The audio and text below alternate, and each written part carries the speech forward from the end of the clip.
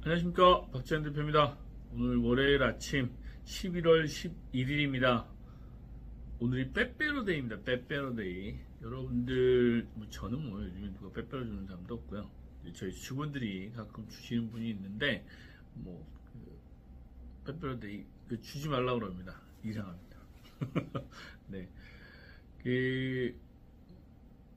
이번 주는 아마 이제 금리 이슈, 지난주는 미 대선 때문에 트럼프 대통령 정책 관련한 준비하는 이런 설왕설래하는 기간이었다라고 하면, 이번 주에는 아마 금리 이슈가 가장 큰 또 이벤트 아닐까 생각합니다. 11월 14일 날 금융감독원장 이런 분들이 또 은행장들을 모아놓고 협의를 한다고 해요. 지난주에 말씀드렸던 예대마진 관련해서 지금 은행들이 대출금리는 오르고 또 예금금리는 떨어지고 이러면서 예대마진이 최대로 됐다라고 하는 이런 이슈가 발생하다 보니까 또 이제 소집을 하는 모양입니다. 14일이니까 목요일이죠. 목요일날 은행장들을 모아놓고 그에 대해서 대책을 수립한다라고 얘기를 하는데, 당장은 대출금리 이런 부분이 내려오진 않을 것 같다라는 생각은 하고, 생색내기는 좀 하지 않겠어요. 그래도 예금금리 같은 경우는 조금 오를 수도 있다라는 생각은 들긴 하는데, 여신한도나 이런 부분들이 연말이어서 대부분 다 차 있는 상황에서 실제로 대출금리가 지금 같은 상황에 큰 폭으로 떨어진다 이러지는 않을 것 같고, 10년물 회사채 이런 부분이 미국은 좀 많이 올랐는데 우리나라는 크게 변동은 없는 상황이기 때문에 그렇고, 28일인가요? 이달 말에 한국은행에서 금통위가 열리죠. 그때 이제 기준금리를 한 번 더 내려주기를 정부는 희망하고 있는 것 같습니다. 내려주기를 희망하고 있는 것 같은데, 지금 환율이나 이런 부동산 관련 이런 불안정성 이런 것 때문에 한국은행 총재께서는 고민을 좀 하고 계신 것 같고, 서민들이죠. 서민들 입장에서는 대출금리가 올라서 많이 고통스럽다라고 하는 부분이 이제 시장에 많이 반영되고 있는 것 같아요. 그런데 당장 지금 가계대출을 늘려줄 수 있는 상황도 아니다 보니, 대출금리가 오른다고 해서 또 그걸 낮춰주면 또 부동산 값이 또 들썩일 수 있고, 이런 여러 가지 고민이 지금 묻어나고 있는 것 같습니다. 최근에 저희 투자자분들한테 그렇게 말씀을 드렸어요. 부동산 투자를 검토하고 계신 분들, 고려하고 계신 분들 같은 경우는 설 전후를 한번 보시자라고 이제 말씀을 드렸는데, 어차피 연말까지는 금융시장 상황은 그렇게 쏙 녹록한 상황은 아니다. 대출 금리도 그렇고 또 내년도 시장 상황도 그렇게 좋은 상황은 아닌데, 그럼에도 불구하고 대출 금리가 현재 상태로 계속 가지는 않을 거다 라는 생각을 하고 있어요. 그래서 내년 초, 내년 중반 정도 되면 대출 금리도 많이 좀 조정을 받을 수 있다라는 생각을 하고 있고, 또 하나는 정책금융이죠. 정책금융 쪽에서도 신생아 대출 쪽은 그대로 유지를 하는 것 같아요. 그런데 이제 내년에 전세 보증이나 디딤돌 대출 이런 부분에서 발생하는 대출들은 아무리 늘리고 싶어도 늘릴 수 있는 상황이 안 되다 보니까 축소가 되지 않겠나. 그러다 보면 주택시장 경기는 올해와 같은 또 23년도와 같은 상황은 벌어지진 않을 것 같다라는 예상을 좀 해보고 있습니다. 그러면 시장의 대출 금리는 어떻게 될까요? 내려가지 않겠습니까? 기준금리가 2%대까지도 이제 내년에는 보일 텐데, 지금처럼 마냥 4%, 5%, 심지어 6% 가까이 나오고 있는데, 그런 대출금리 상황으로 가지는 않을 거다라고 판단을 하고 있고, 또 하나는 시장에서 지금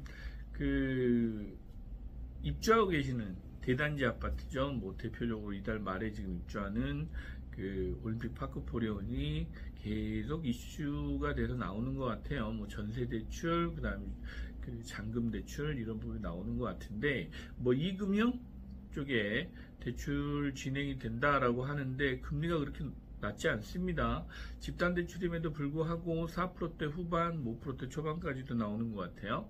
그런 거 감안하면 서민들 부담은 사실은 가중되는 거죠. 은행들만 좋은 일이에요, 사실은. 그런데 이런 상황을 계속 끌고 가지는 아마 못할 거다 정부도 라는 생각을 하고 있어요. 그러면 내년 1분기 많이 버티면 내년 1분기예요. 1분기 정도까지만 버티다가 2분기에는 은행별로 다시 조금 완화되는 기조를 가지면서 대출금리도 내려가지 않겠나라고 판단을 합니다. 그러면 여러분들이 투자를 고려하실 때 1분기에 매입을 하셔서 잔금은 2분기 정도에 치르는 전략을 가지고 투자를 검토하신다라고 하시면 뭐 좋은 기회도 아마 있지 않겠나라고 판단이 돼요. 그리고 마냥 지금처럼 그 금리가 높은 상황으로 갈 수는 없다. 왜? 경기가 너무 안 좋잖아요. 이제 우리나라 경제 성장률 뭐 내년에도 2%대 정도밖에 안 되는 그런 상황이다 보니까 2%대도 뭐 중반도 아니고 초반대를 예상하는 것 같아요. 올해도 마찬가지고. 그러면 뭐 대출 금리는 일반인들이 받으실 수 있는 주담대나 뭐 이런 그 기업 대출이 아니고 그 가계 대출 같은 경우는 3%대 중반 정도가 그 정상 금리라고 보여집니다. 그래서 내년도 대출 금리는 3.5% 전후로 해서 그 안정화되는 시장 상황이 되지 않겠나. 그럼에도 불구하고 주택시장 경기는 어떻게 활성화될까? 그렇지는 않을 것 같습니다. 이제 그 안에 대출 금리가 뭐 3%대 중후반이 간다고 하더라도 대출 한도를 좀 축소할 어떤 가능성이 높기 때문에 저는 뭐 내년에는 그렇게 그 주택시장이 이렇게 활성화 막 그 붐을 타고 올해처럼 갑자기 좋아지지는 않을 것 같다라는 생각도 들고, 또 하나는 전세 대출이죠. 전세 보증 제도를 궁극에는 축소하겠다, 점진적으로 줄이지 않겠나라고 보이면 전세 대출이나 디인돌 대출이 DSR이 편입되는 상황도 예상은 해볼 수 있고, 또 하나는 전세 제도 자체를 이제는 끝낼 때가 됐다, 이런 국토부 장관의 기조를 봤을 때 그 전세 보증이죠, 이런 부분이 뭐 현재도 많이 뭐 한도를 소진해서 뭐 한도 증액을 해야 되네 말아야 되네 이러고 있는 상황이기 때문에 그런 부분에서는 전세대출이나 이런 부분이 축소된다고 하면 부동산 시장, 주택 경기 상황은 그렇게 그 올해처럼 활활 타오르고 이런 상황은 아니다. 그러나 26년, 27년 상황을 예상해 본다고 하면 투자가 들어갈 수 있는 그런 어떤 분위기, 환경, 뭐 이런 어떤 가능성까지도 그 충분히 있다라는 부분을 감안하시고 내년도 투자 계획을 세워보시는 것도 하나의 전략일 것 같습니다.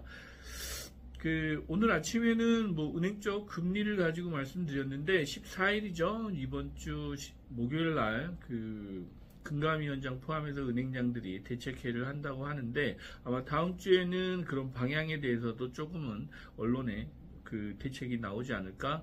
뭐 14일 날 하니까 뭐 15일부터는 바로 움직일지 다음 주부터 움직일지는 봐야 되겠지만 그 다음 주에는 뭐 대출금리나 뭐 예금금리나 이런 부분 좀 변화가 좀 있을 것 같다라는 소식을 전해드리면서 오늘 빼빼로데이 그 월요일입니다. 이 월요일을 활기차게 시작해 보도록 하겠습니다. 이번 주 한 주도 행복한 한 주 되시기 바랍니다. 감사합니다.